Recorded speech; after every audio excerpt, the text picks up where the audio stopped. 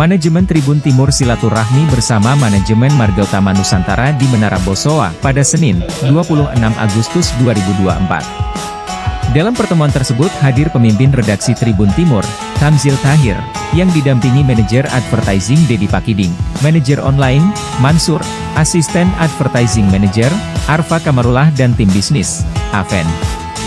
Kehadiran Tribun Timur disambut Direktur Utama PT Makassar Metro Network Ismail Maliungan dan Presiden Direktur PT Jalan Tol Seksi 4 Ril Chandra.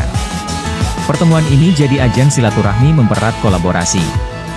Salah satu pembahasannya terkait bagaimana Tribun Timur bersama Marga Utama Nusantara berperan terhadap pembangunan bangsa. Sebagai stakeholder pemerintah, peran keduanya penting untuk memberikan support. Di antaranya melalui aksi nyata dalam penanganan stunting. Melalui aksi ini, Tribun Timur bersama Marga Utama Nusantara rencananya akan ikut mengambil peran dalam masyarakat.